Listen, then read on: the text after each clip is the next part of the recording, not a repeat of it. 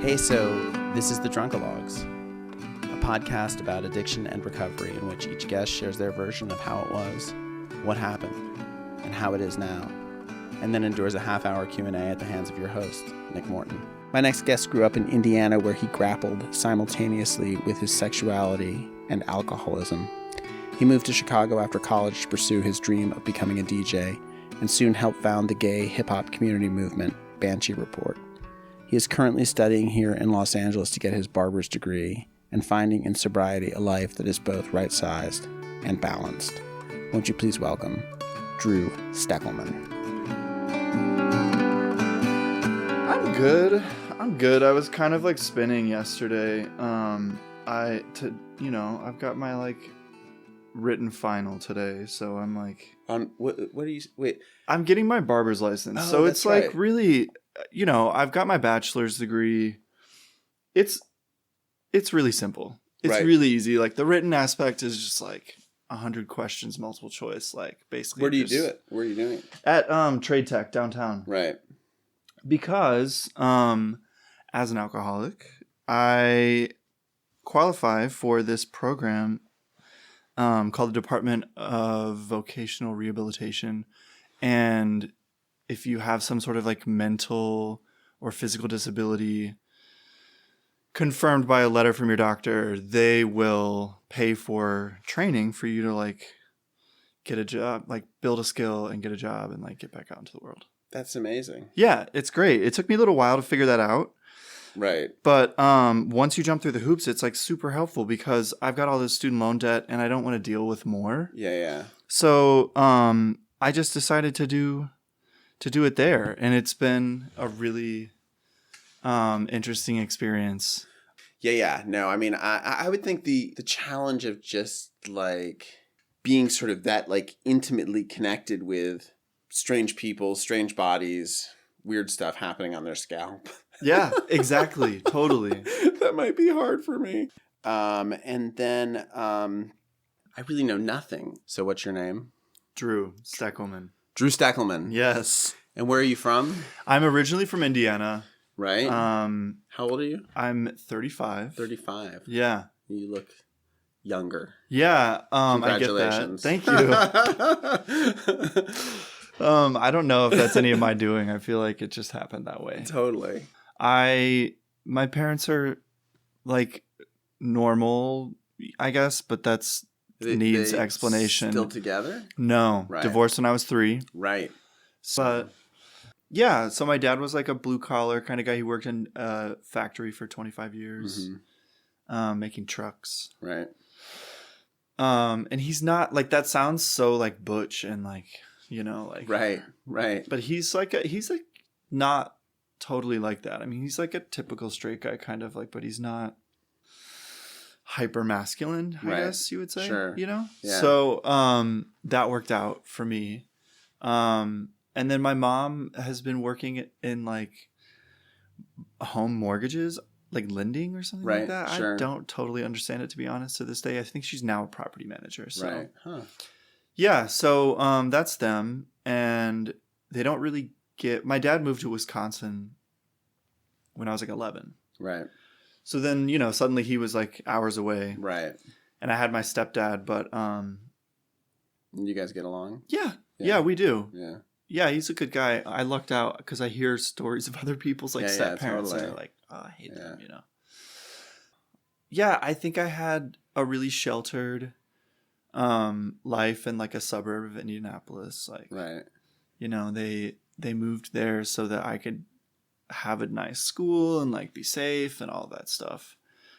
And that worked out. It was like really, like most suburbs, it was like very boring. Right. There's like bowling and movie theaters and like getting wasted. Those are the things that you do.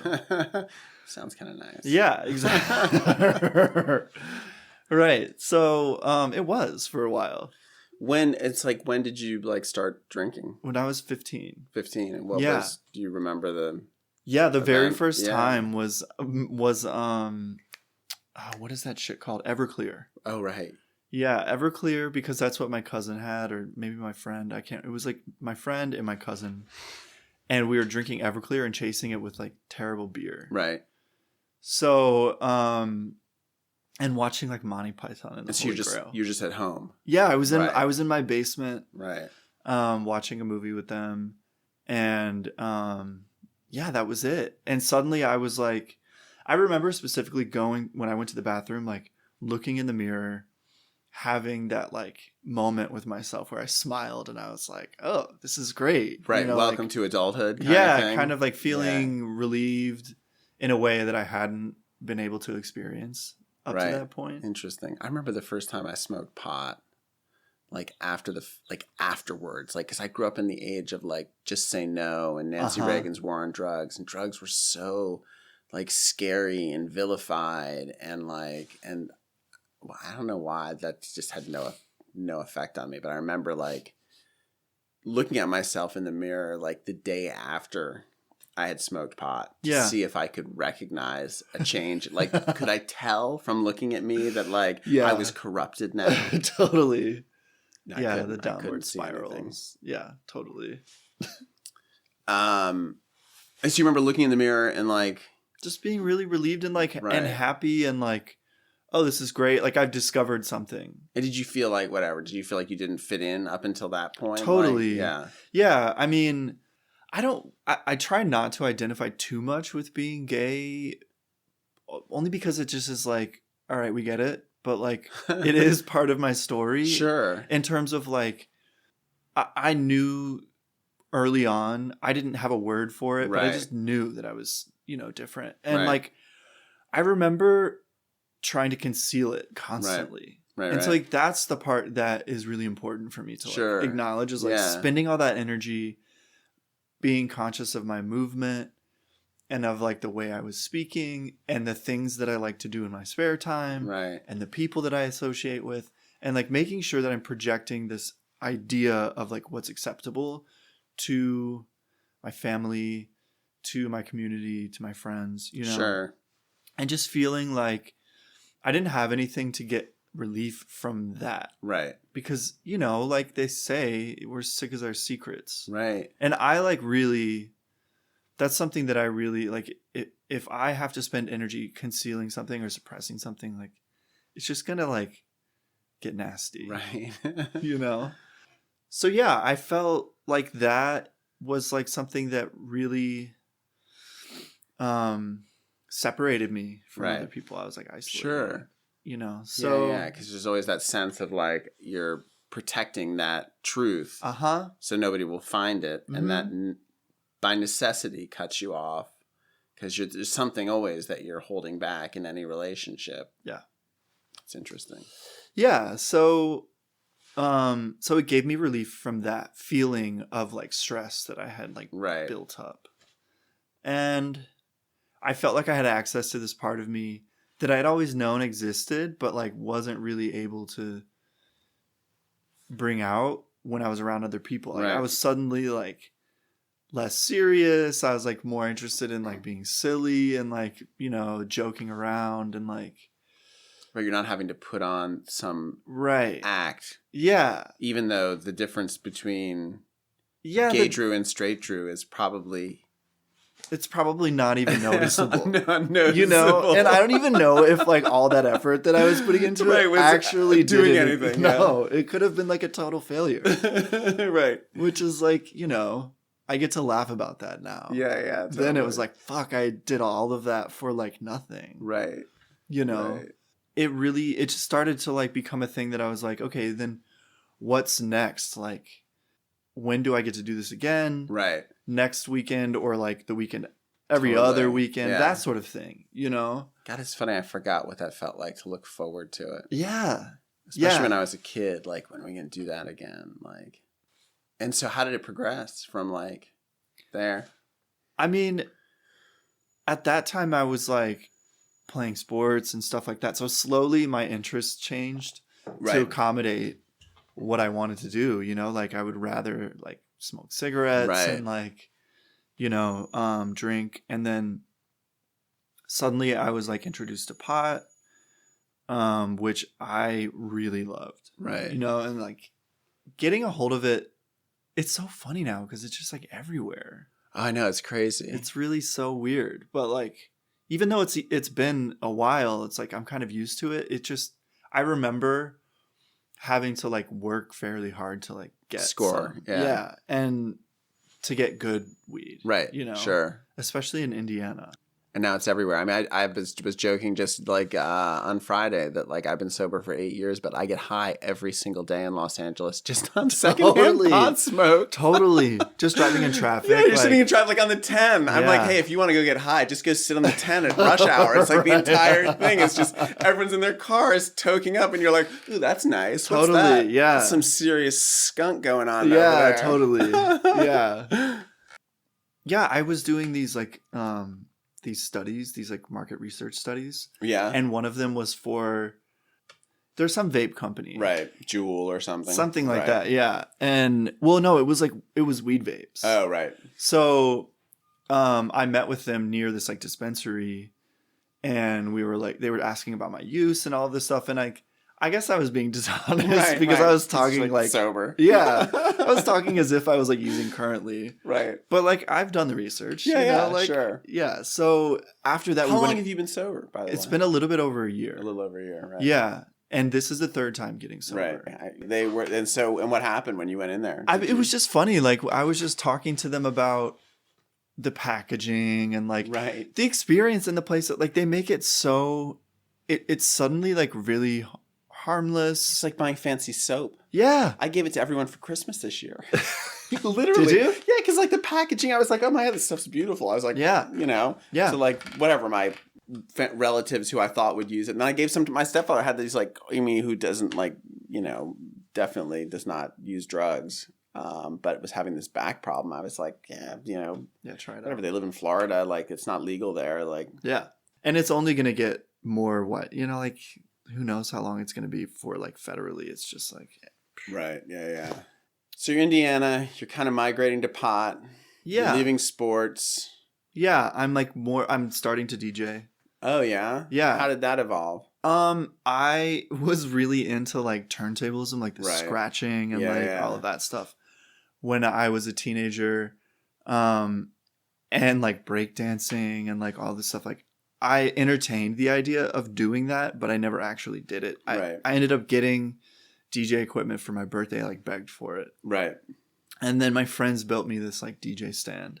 Oh, no way. For my room. That's It was so cool. It was really sweet. How old were you? I was 15. Right. Yeah. They were really amazing about it. They made me this thing, and it fit right in my room, and I was like constantly, taking people's old records and just like playing around with it, and seeing what I could figure out. And then like I would discover record shops, and like, so I was like delving more into that world because I've always been driven by and attracted to music. I wasn't interested in like DJing parties or like weddings or anything, which usually confuses people. Right. Like, no, I don't want to do that. I'm really trying to like make something. Make music. Yeah. So that was my hobby. Right. And, most people that are involved in music are like into drugs and drinking and stuff. Right. So that went well together. Yeah. It just started to like really progress. Like, it became every weekend, and then suddenly it was like I was getting high before I went to school. Right. And I was a good student. Like that was part of me upholding this persona or like whatever. Yeah. So that nobody would like check me. It's funny, like this memory came back to me of when I was in 9th grade, and like I was starting to hang out with the partiers. I was one of the partiers in like my 9th grade class, which is funny. I look at pictures of myself and I was so like prepubescent and innocent looking, and yet I was like, hanging out with the people who were raging, and as much as we did in my little school. But like I remember we would always like meet up on the weekends in like someone's whatever, and we would smoke, and like I didn't know how to inhale. Mm-hmm. And like, but I'd smoke with everybody. I didn't really even understand that I was doing it wrong. Yeah. And I remember someone making fun of me, kind of behind my back, but kind of in front of my face. Yeah. And like, feeling like I had been discovered as the fraud that I was. Totally. And it was so mortified. I was like so fucking mortified that like all that effort of like creating this persona was like had just been in total vain. Like everyone knew, like they whatever, he doesn't know how to smoke. I mean, it's such a small thing, but I felt so fraudulent. I remember that I went to boarding school, and like when I first got to boarding school, the first year I was there, you could still smoke. Like the cool kids smoked, and I remember going down to like there were areas on campus where you could smoke, and I went down, and one of the seniors gave me a cigarette. I bummed I'm like, I don't know what the fuck but anyway, I bummed a cigarette off a senior, or they offered it to me, whatever, and they lit it, and I was like, I could just remember that guy laughing at me, and I was like, I have to do this right, even if it kills me, you know, and just like taking that like breath and actually inhaling it, and then just it comes out, and I didn't cough, and I was like, fuck yeah. Right. That worked. Thank you, God. Thank you.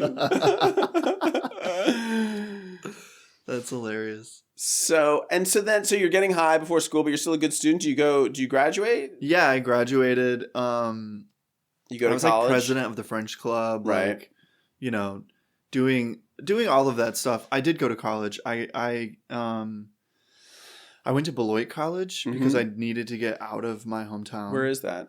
It's like southern Wisconsin. Right. I didn't even last a semester. Really? Yeah, What totally. happened? Things really just like took off. Like I didn't really know how to take care of myself. Sure. I was kind of a mama's boy. Like, right. You know, she was really adamant about providing things for me. Sure. That she didn't have. Oh, right. So it kind of like made me really used to having her around and right. like, you know, making sure things were there. So when I got to school, it was just like, I didn't show up to class, you know, I didn't know how to like, it was really stressful just to get my supplies and all of that together. Sure. You know, just like I just basic didn't life know. skills Yeah, you don't have. Yeah. I didn't know how to do that stuff. Yeah, it's interesting. And eat regularly. I lost right. a bunch of weight. You know, I'm not even doing like, you'd think that I was doing like Coke or something. Right. But I was just, you know, boozing. Smoking weed and drinking. And my head was just such a dark place. Constantly struggling internally and just like depressed and not really able to have like whoever I was interacting with, I needed to know that person was like suffering in some way, right? So that I could feel like connected to them. Yeah. Because otherwise, I was just like, I can't even bother. Right. With this person. Right.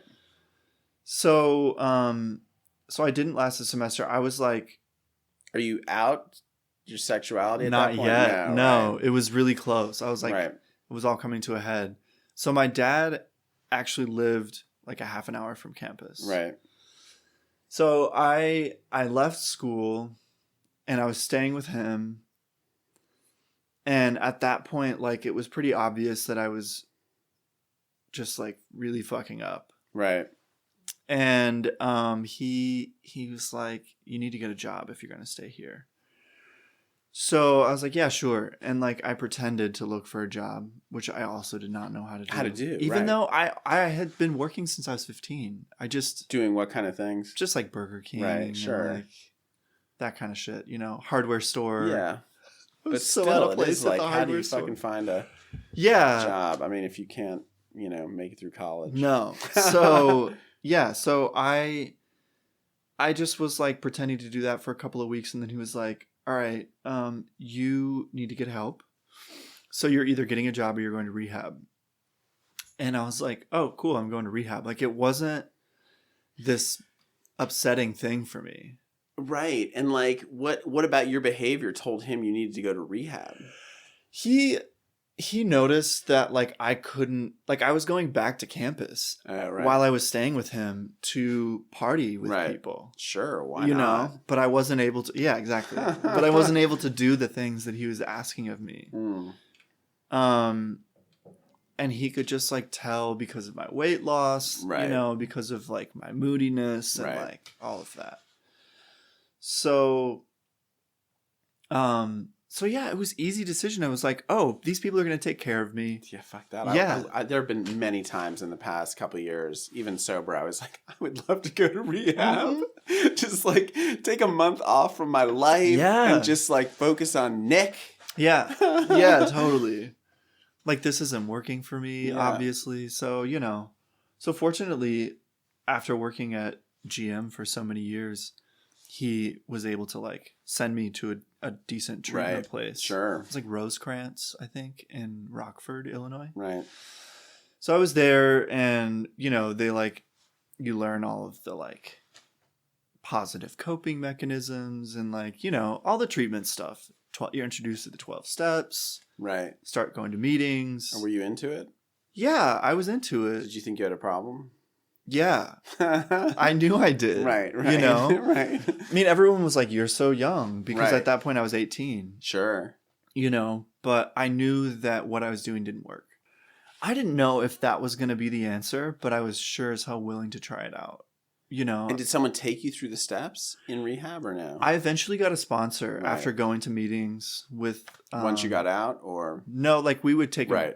druggy buggy? Druggy buggy, yeah. Totally.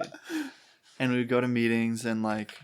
I think I relapsed in treatment by like huffing some shoe cleaner or something like that. So I had to tell everyone, and... That wasn't even something that I was into. Right. I had never huffed anything in my life. It's just like something to do. Yeah, I was like, oh, cool. Right.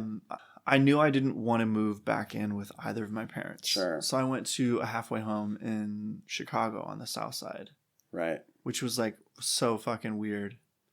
It was a wild place. Most of the people there were like recovering from crack addiction, and there was this really clear divide between like Southside Irish people and the Black community. Right. And like all of these new terms, like racist terms and like slurs and all this were being thrown around. And like still being gay wasn't acceptable. So I was like trying to manage that. It was. And had you like come out at that point? No. No. So you were just like, whatever, not ready for it. Yeah, not ready yet. Like 2 months into being there, I was just like sobbing uncontrollably, like a lot, like every day. It was really like, I've never been so depressed, so sad. Right. And I was on medication. I was going to meetings. I had a sponsor. His name was Ray Strakowski. He just passed recently. Right.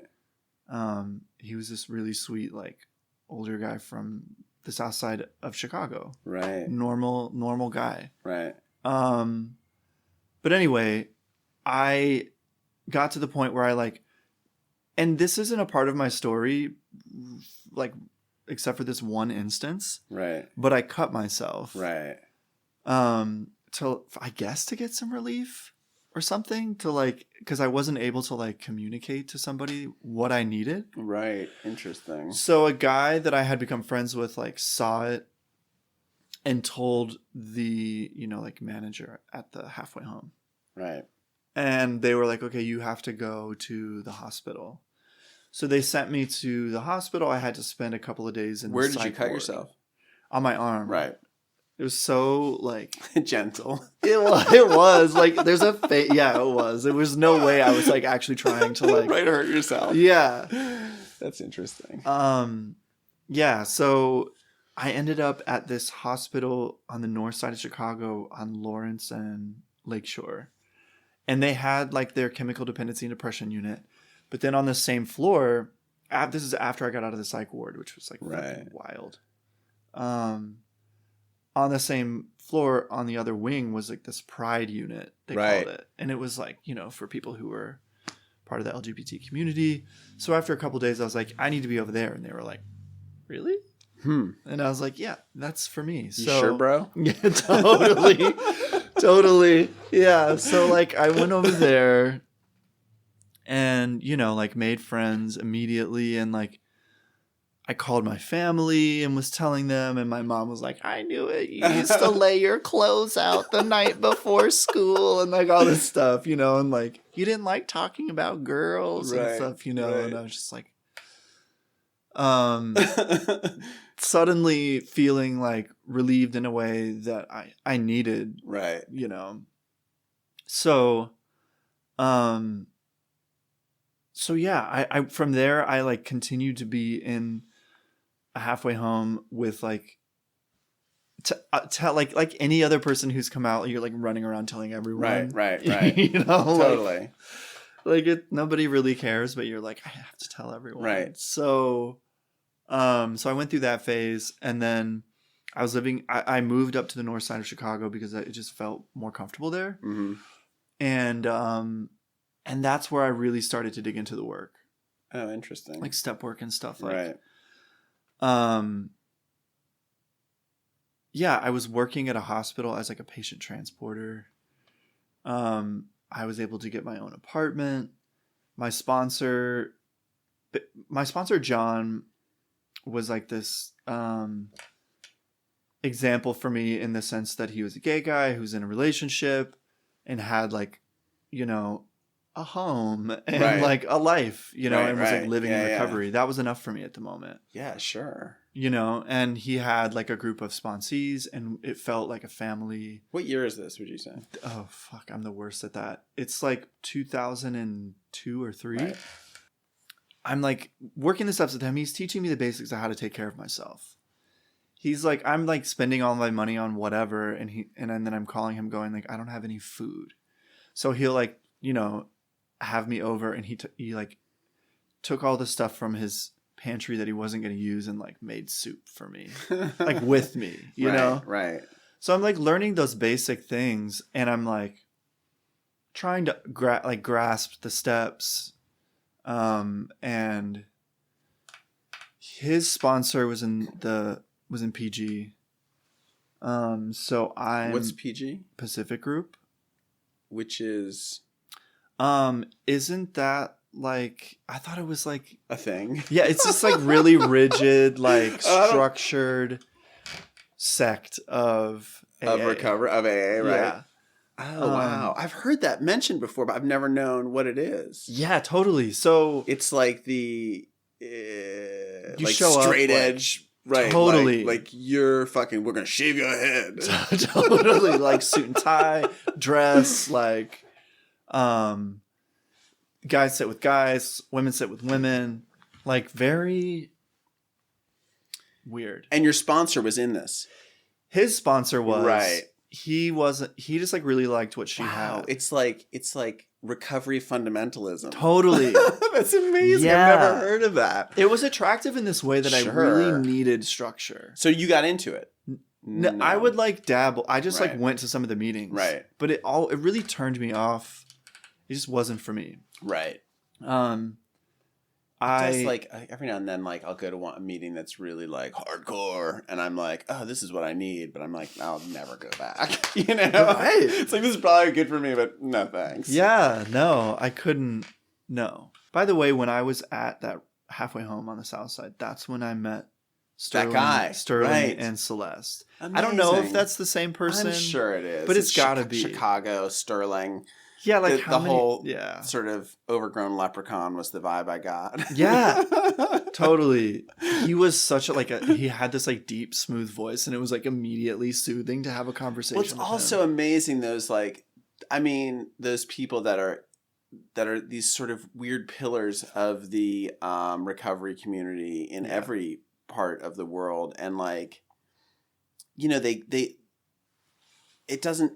You know, how they present themselves on some level doesn't matter because they're doing this like vital service that's incredible. Yeah. You know? Yeah. Yeah. They were really working the 12th step for sure. Like a lot. Right. Celeste is the one that helped me get the job at the hospital. You know, she didn't kick me out of the halfway house when I like, hooked up with my roommate, which was wild because like he was according to him, he was straight. He was just like South Side plumber kind of guy, and I was just like, okay. He got drunk, and in the halfway house. Yeah, It was a mess. It was messy, and you guys fooled around. Totally. And then suddenly, like once he sobered up, he's like, "How dare you take advantage of me?" You know, and I'm like, "Oh God." So anyway, she like looked out for me and like didn't kick me out. Right. But that's when I met those two. So back to like after I had moved out of that situation, was on the north side and working with my sponsor, John. Yeah, I was like, you know, starting to live my life openly and seeing what that felt like, and like finding my way with like other young people in the program. And like, I had my 21st birthday and they took me to the club, and it was really fucking awkward, and like, Right. you know, like dancing, which is not even something that I necessarily feel comfortable doing as Sure. like When you're shit-faced. yeah, exactly. Let alone cold sober. Totally. Like sometimes shit-faced, you know. Right, like, that's funny. And I got all the way through the 12 steps a couple of times. And I had sponsees. It's kind of such a blur. I was able to repair relationships with my family. They didn't understand what I was trying to do. They didn't really trust that I was accurately identifying as an alcoholic. Right, sure. Because their idea was like somebody who, you know, like was in the bar every day. Right. And like my stepdad's father lived above a bar. Right. Had blue feet because his circulation was like Right. so terrible. Smoked cigarettes and drank all day. Yeah, I feel my family still is sort of like, really? Like, did you need to do this? Totally. I'm like, yeah, I did. Yeah. And now, you know, like I was like, fine, you guys are right. So like, you know, I was like, oh, I'm too young. Right. I think what happened is like I got my life together to a certain point and I was like, okay, I should go back to college. And so I started to go to school at this city college in my neighborhood in Chicago. Right. And I did a year there, and then I transferred to Columbia College, downtown Chicago. Mm-hmm. And it was like super expensive, and I was studying journalism, and I was taking out these like massive student loans. Right. And they were private loans, so like I still have them. Right. And I didn't really feel like what I was doing was what I wanted. So I was like, fine, I'll have the traditional college experience. I'll go back to Indiana. For some reason, I thought that was a good idea. And go to Indiana University because I'll have like in-state tuition. Right. And like, you know, I'll just finish school there. And I wasn't really driven toward any certain program. I was just like, I'm supposed to have a degree, which was in hindsight like so fucking dumb. And I regret it so much. But anyway, I got there and I felt like so out of place because everybody's like typical college experience is like, oh, now I'm partying, da da da da. So like I'm surrounded by that attitude, and I really adopted it and was just like, yeah, I'm gonna drink again. Right. So I tried that for a few years. Did you finish college? I did. That's good. Yeah. What did you study ultimately? I mean, I got a degree in general studies. Right. I have a liberal arts degree because I studied so many different things. And then was like, all right, I just want to finish. Yeah. So I did what was required to like. How'd your family feel about you drinking again? Were they just like, oh, whatever, it's fine? Or did you talk about it? Or I don't know. I don't know if we really talked about it that much. Right. I mean, they didn't really. It's not like they were encouraging me to do it. Right. But I don't think they realized how much it tied into like just destroying any kind of like foundation that I had. Yeah. So at that point I was like miserable, you know, and like getting through school somehow.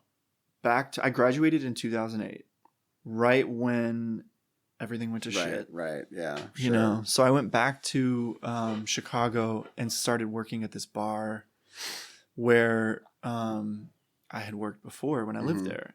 And I got an apartment and I decided to get sober again. Right. So I started going to meetings and I started working with this woman, Susan, who to this day is the best sponsor I've ever had. She was fantastic. I didn't know you could have a sponsor of the opposite sex. I don't know if you can either. but because like right. I mean, there's no reason you shouldn't be able to. But... No, I mean, I know it's not like traditional. Right. But like for me, I knew that like I would find a way to be attracted inappropriately to my sponsor. Sure. You know, it was more likely that would happen with a, you know, like. Right. At least with a woman, there's no way of that happening. Right. You're not trying to sort of charm her into seduction or something. Yeah, or like, there's no way to even use that Right. in any way. So she started teaching me that sort of like work that I did, that step work that I did with her, in hindsight, was more about taking accountability for myself in ways that I hadn't. So I was just kind of like getting my financial life together, Right. like, or at least like organizing it so that I knew what I had to deal with, Right. and like learning how to be self-sustaining while in recovery and like working a program, and like making amends again and figuring out how to be in a healthy relationship, which I was totally failing at. I was like, was there any sort of like incident that triggered you to like get back into sobriety, or was it just like the sort of usual just cycle of incomprehensible demoralization? It was, there's nothing specific that comes Right. back to mind, but it was really that. It was just Yeah. like, I remember like getting wasted all the time. I was just like high and drunk all the time. Right. It just starts to feel Everything was an meaningless. excuse, to get fucked up. So it just got too blurry, and nothing was happening Right. in my life that I wanted to be happening. Right, sure. So it was Right. just like, What am I doing? it just felt like everything was useless. So I feel like I'm getting really like boring, and that's No, it's my interesting. story. No, it's totally interesting. I mean, I think to me, it's what's interesting. Like listening to this in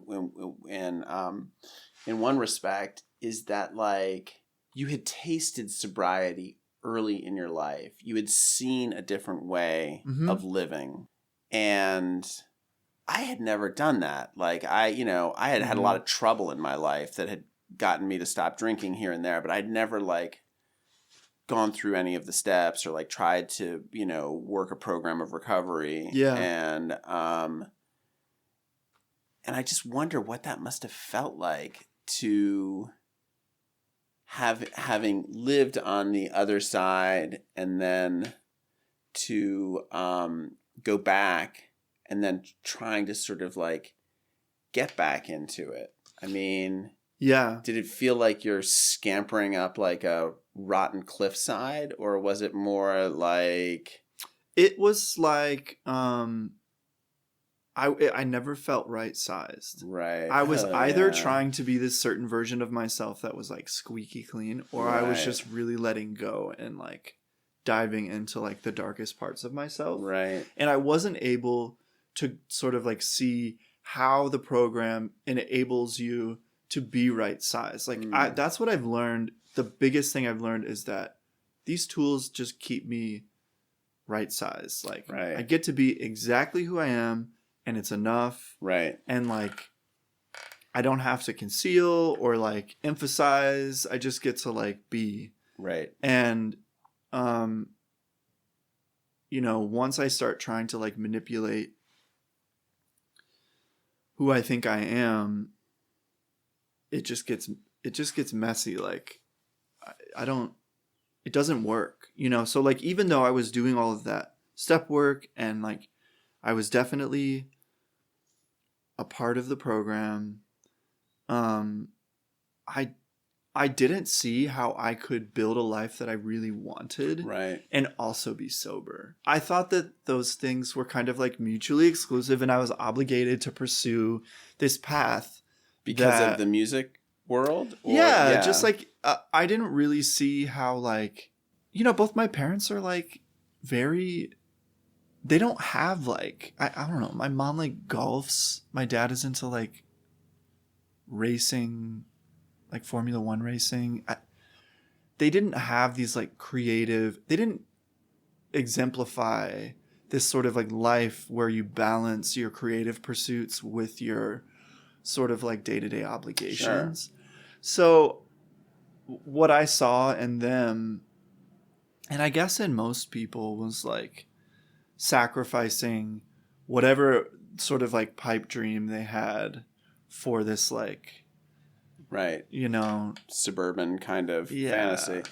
And it's interesting because then what you have on the other side is like, the rock and roll icons or whatever, for want of it. I can't believe that's just sounded so fucking square. But like, you know, that like, you know, you look at like the people who attain success in like the artistic and music world, and they're always putting on this sort of like rebel persona of like sex, drugs, and rock and roll to, you know, live fast, die young, that kind of. And so that's the sort of model, at least for me. I mean, that's what I always felt like. You know, you look at like, I mean, I always wanted to be a writer, and like the writers I knew all died of alcoholism, you know, and it's like it seemed that like you couldn't write at Jack Kerouac's level or Ernest Hemingway's level unless you were, you know, exploring the depths of addiction, you know, even though those weren't the terms I would use for it, but that like you had to be like, you know, you had to be taking yourself into these like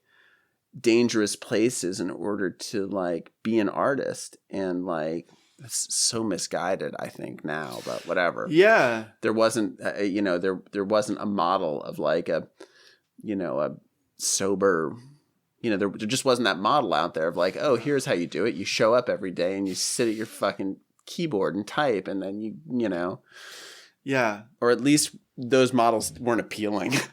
Maybe that's part of it too. I mean, it becomes like practical and not as like mysterious. Right.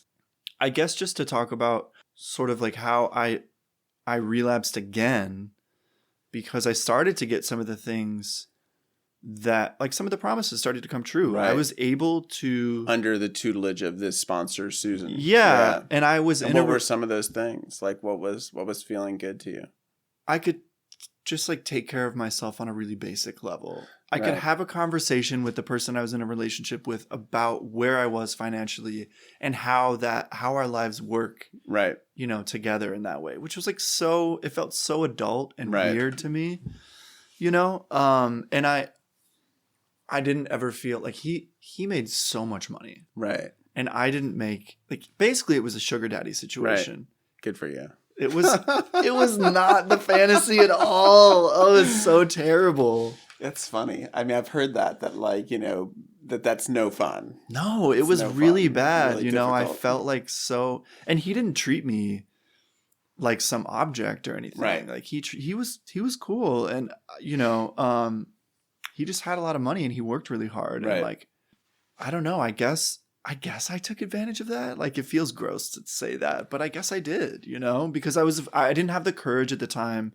or the confidence in myself to provide that for me. Yeah, sure. So I was like, oh, this person likes me and they can do that. Right. You know, so like, but I mean, there's nothing wrong with that either, in my opinion. It's just like what's wrong. It's only wrong if like you're not okay with it. Yeah. And you hate yourself because you're not okay with it. Yeah. Because I think that's an okay relationship to be in. If it works. Like, yeah. But if it's making you miserable, then it's like, then it's not okay. No. You know? No. So he, you know, like I needed DJ equipment again because I had like sold it over the years. Right. So he like hooked me up with this whole setup and I was practicing like 4 hours a day. Did he build you a little DJ booth like you had as a kid? Oh, that would have been amazing. You'd still be with him.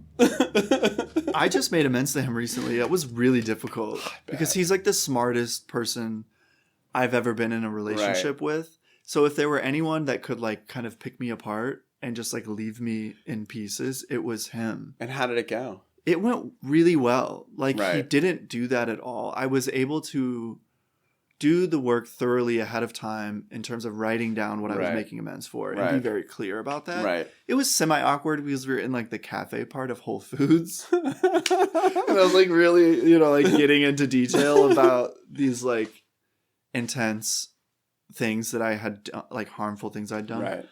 You know, like cheating on him and taking advantage of his financial situation and all of that stuff. It just felt really tough to do, but he was receptive. He was kind of like, we were both, you know, immature in certain ways. Right. Interesting. And, you know, like when I was in a relationship with him, he hooked me up with all that stuff and I started pursuing this like path. I wanted to be a DJ and I like started this party with my friends and it turned into a podcast. That's and then so cool. Yeah. It was like a live podcast in a bar. That's awesome. Yeah. It was really cool. It was meant to be this inclusive space off the beaten path of the typical like gay area, Right. where people who didn't totally feel a part of could come and like hang out, you know. And also we wanted to like be geared towards hip hop because we didn't feel like that music was like, you know, like a part of the gay scene. Right. In Yeah. Chicago. Yeah. Totally. Yeah. Yeah. So then we started this like rap group, and it was really cool. It was like me and this other guy, Mr. Wallace was What was your group called? It was called the Banjee Report, Uh-huh. or just Banjee Report, I guess. Right. And Anthony, who was Ace, and you know, like we made a mixtape, and we started traveling, and we were like performing in New York and San Francisco Right. and How Pittsburgh, and like building a community in Chicago. And you know, like through that time, I started drinking and smoking weed again, and like slowly my discipline around. And were you hiding it? No, but they knew that I was in recovery. What about your boyfriend at the time? Was he aware of the fact that you were using? Yeah, I had all these conversations with him about like, is it important? Right. Yeah. Yeah. Is it important for me to be sober or not? Right. Do you think I'm an alcoholic? Right. You know? That's interesting. Yeah, and he was like not really understanding why I was identifying that way. Then he found out. Exactly. That it all fucking came crumbling down. Yeah, I was suddenly able to like travel and do all of these things without having a job. Right. And it was great. And then suddenly, you know, like I had to start, that relationship was falling apart. So I had to start getting a job so I could pay for, you know, like your lifestyle. Yeah, my bills and like all of that shit. So I was trying to juggle the group and work and like traveling, and my alcoholism was coming to the surface, and I was like becoming jealous and like paranoid and, you know, like possessive. And like, to make a long story short, things ended abruptly with the group and the relationship pretty much around the same time. And I suddenly found myself like, I felt like I was the reason that everything got fucked up. So I was like hiding suddenly, you know, like hiding from all the people that I... Do you think now that was legitimate? It was just like any other situation. It was just like everybody involved had a part. It's funny because there's, you know, my own egotism does that all the time, where I blame myself for everything. Global warming, you know? And it's like, you know, maybe I'd feel better if I didn't fucking indulge in that. Like, just accept that, like, not everything's my fault. Yeah, totally. Yeah. Yeah. Like, again, like being right size. Like, yeah. I'm not some like monster that's like destroying the planet or like, you know, hating. I don't know. There's shit I can't control too. Like people make other choices, and like we can go back 4,000 decisions to that thing and possibly argue that if I had, you know, gotten paper instead of plastic, the band would still be together. But, you know, totally. It's crazy. Yeah, it is. It's really like, it's time consuming and it's exhausting to do that. And it doesn't necessarily lead anywhere. Yeah. So what happened? So then I'm like drinking a lot. Isolating. Drinking like whiskey, bourbon, like anything brown, essentially, like from anywhere from like a half a fifth to a fifth a night. Right. That's a good amount. Yeah, really going for it. Yeah.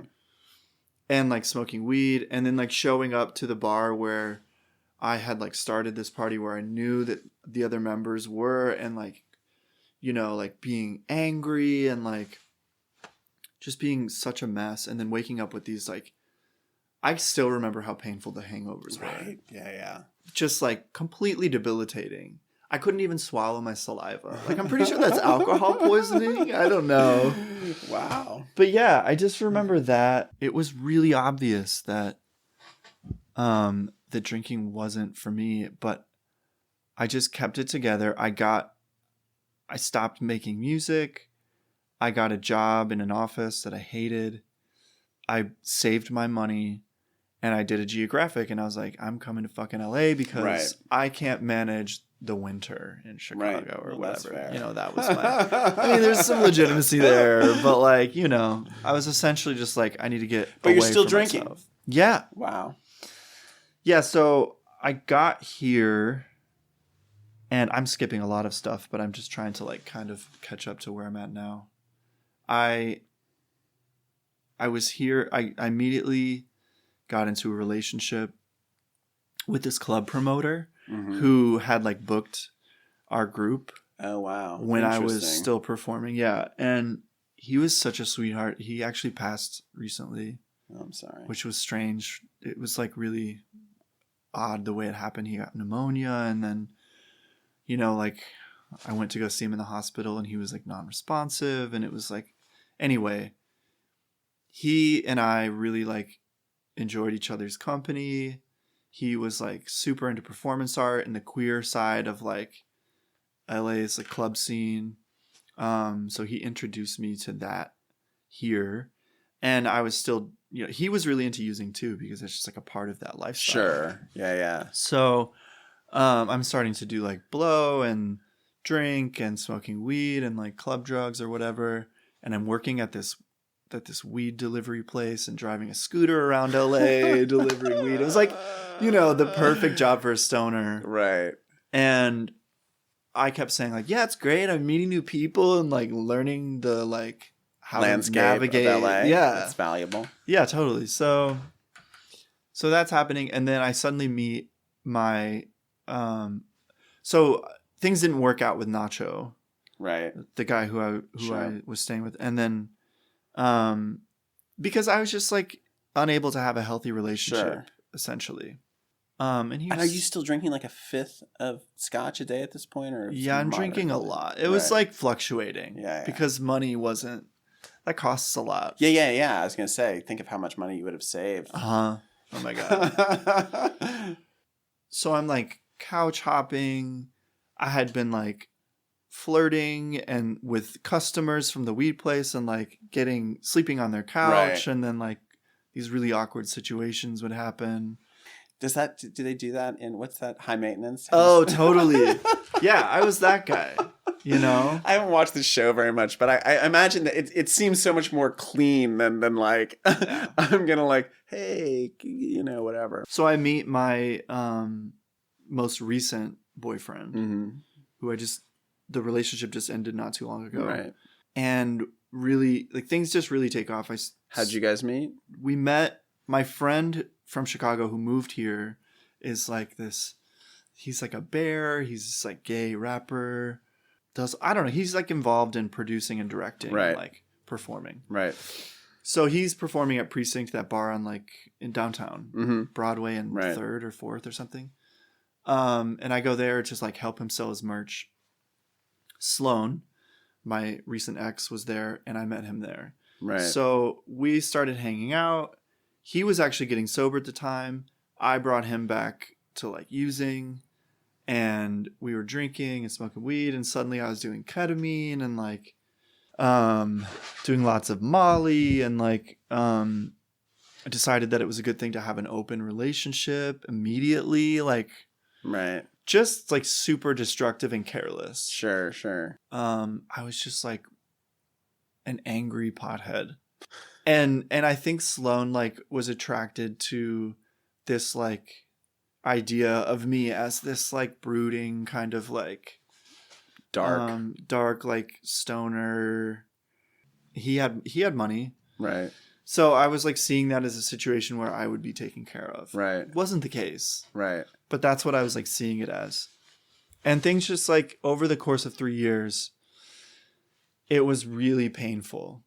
You know, like the open relationship, I think, is what really exposed the like really ugly parts of my alcoholism. Right. I was like inciting jealousy and being possessive and like people pleasing by agreeing to things that I wasn't actually interested in. Right, sure.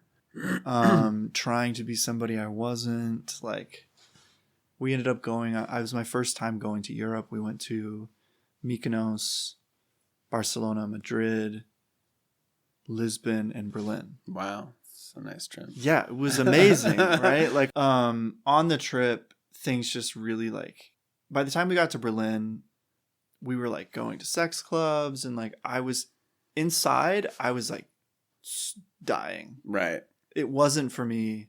Was he into it? He was into it. Right. Interesting. But we were both so high. Right. That it was like difficult to even participate. Sure. So we were, I don't know, but it was just like so... Being a people pleaser at a sex club's got to be really complicated. Exhausting, right? Like, it could go... You're like, what am I doing? It was the worst. It was the worst. You know, and in Berlin, like, everybody's a freak. You know, right, they're like, yeah, I'm into this or I'm into that. And like, no. How long was this trip? It was a month. Right. I mean, I do feel like if you really want to get to know someone, fucking travel with them. Totally.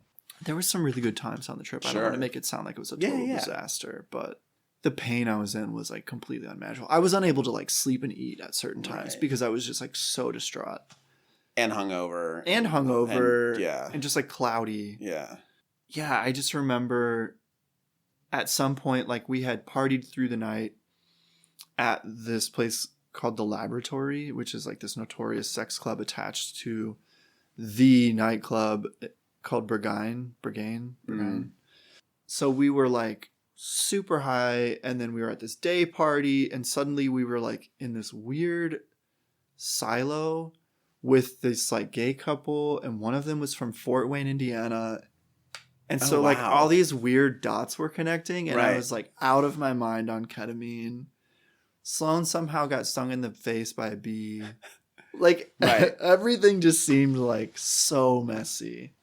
I just knew when we got back from that trip, I was like not totally ready to get sober, but I was like, okay, this is going to happen in the near future. Right. Like you're going to get sober again. So the relationship continued to decline. He decided to get sober, and then a couple weeks later I was like, okay, I'm going to do it too. And was that's amazing that he got sober first. Mm-hmm. I didn't expect that to happen at all. Me neither, based on what this conversation was going. I'm like painting this really terrible picture of him, but he, you know, like we were both like, it was just like such a... No one's into it at that point. No, it was such a mess. Were you guys living together? No. No, right. No, I had managed to find this apartment in Silver Lake, or a room in an apartment, right, for really cheap. So I was living there at the time. I was going to Marijuana Anonymous meetings because at that time, like, I was just seeing my disease really like spark. I don't know if that's the right word, but like it was really like activated through my daily weed use. Right. It was at that point I was stoned from the time I got up to the time I went to sleep, like ripping bongs at 6 a.m. before I went to work.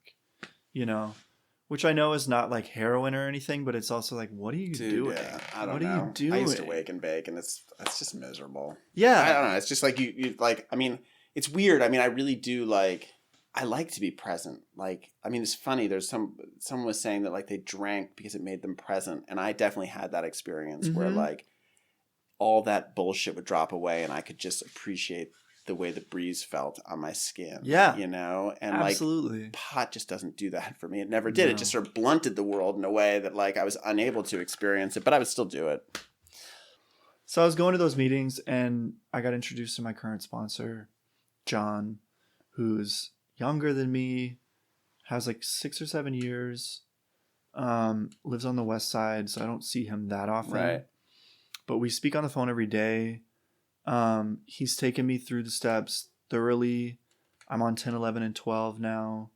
I go to regular meetings. My schedule has shifted since I got sober a little bit over a year ago. So I've had to like start going to morning meetings instead of, you know.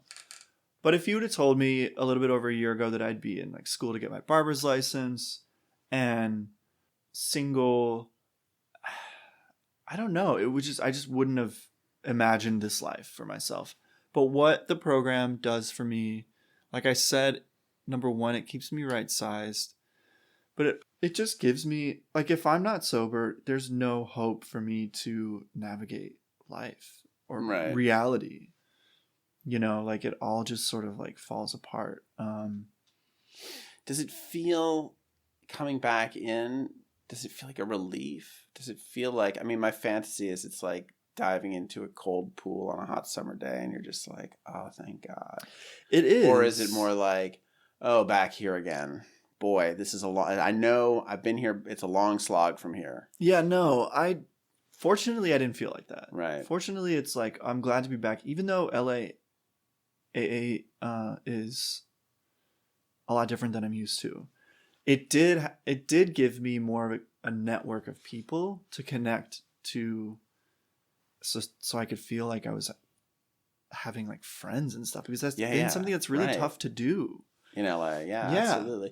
Well, and also, I mean, I know at least one of the meetings you go to, and like here are creative people doing wildly creative things at the highest level. Yeah, and they're sober. It's so important for me to see that. Yeah, and to like interact with them on a level that's like just a daily part, or just a day of their, or a portion of their like normal daily activity, just to like see it humanized. Yeah. Because in my head, it's this huge, it's this grandiose thing, you right? know? And then it's like, oh no, it's just like they're just like us. Yeah, exactly.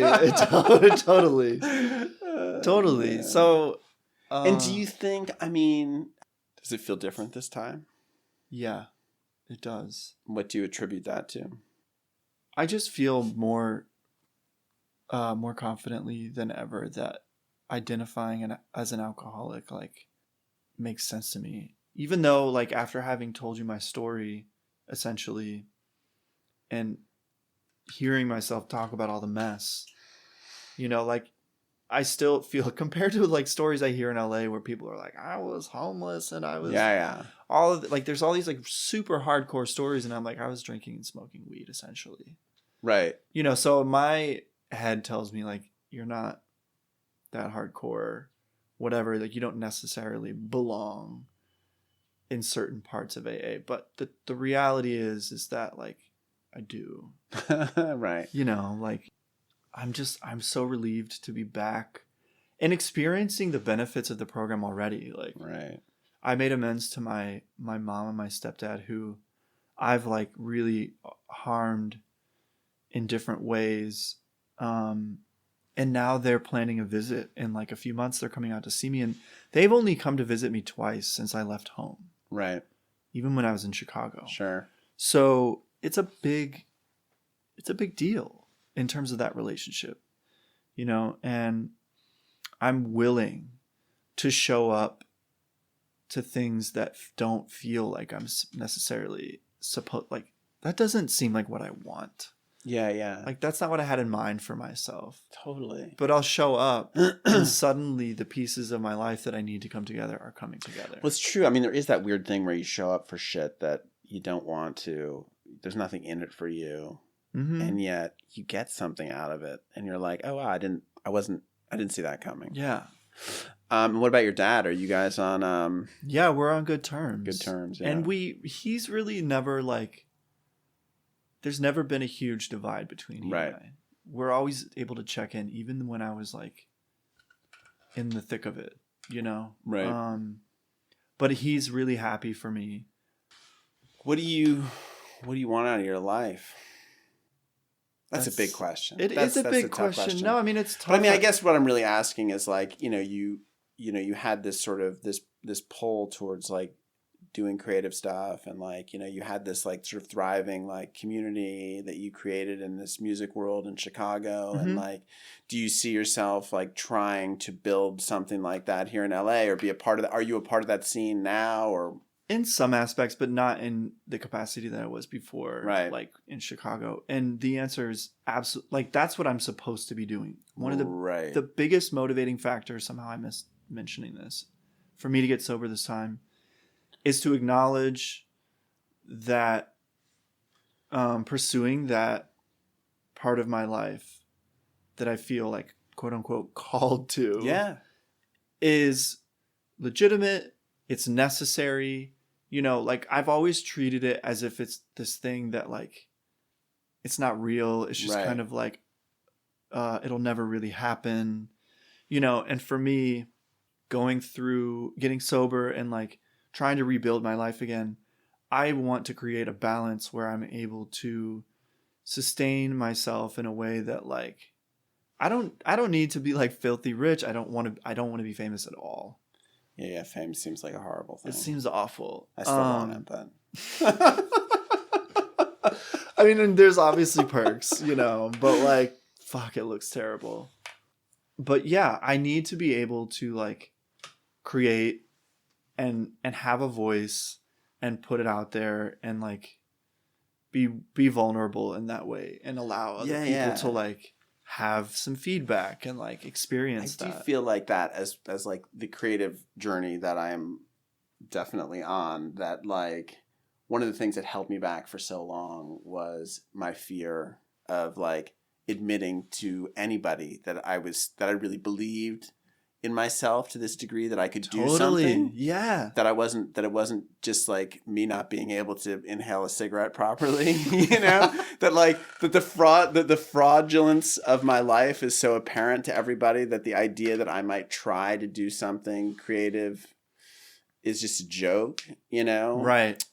And then, and you know, being willing to fail. Like, I mean, so much I think of exploring things creatively as just failing at them, you know? And that like, that is how you grow creatively. You're like, oh, I did this thing. It didn't work for all these various reasons, but that's how I mean, certainly stand-up comedy, which I do, like, there's a lot of that in that, like, oh, you know, that's what keeps me doing it. It's like, oh, there's this next thing I got to try. I've got to figure out how to beat this thing. Mm-hmm. And then, the other thing is just success is such a weird phenomenon. And I've talked about this before, but like my wife was asking me like, how would I define success? And I was like, well, if I in a successful world, I would be producing movies, I'd be producing TV, I'd be doing stand-up, I'd be writing, maybe I'd have a podcast. And she's like, but you do all those things. And it's like, right. Oh, right. Yeah. Like, you know, maybe material success hasn't come, and like those things aren't always satisfying. You know, sometimes when you're spilling coffee all over your curtains and the recording equipment isn't working, it's not fun. It's not fun at all. It's lonely and terrifying, and you're sweaty and you're bent over and you're showing your interviewer your butt crack and you're like, oh, it's fun. But it sure beats playing golf and cheering on Formula One. Yeah, totally. You know, it's like totally, like, you know, just to be a participant in that world and just to keep being a participant. I think it has to be the thing in itself, and actually like being high on ketamine in a sex club listening to a DJ is not the same as creating music. No, it's, you know, I can though tell sometimes you. It feels like it. It feels not. like it. Yeah. Anyway, Drew, thank you so much for coming in. Yeah, thank you for having me. Really interesting. I enjoyed it. I enjoyed it immensely. It's cool. Awesome. If you've been enjoying this podcast, you can go to my Patreon page at www.patreon.com/thedrunkalogs and just toss $1 into the basket. Thank you so much.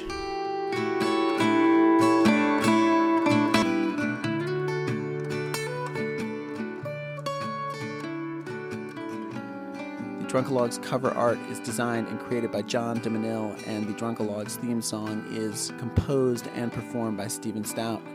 I am Nick Morton.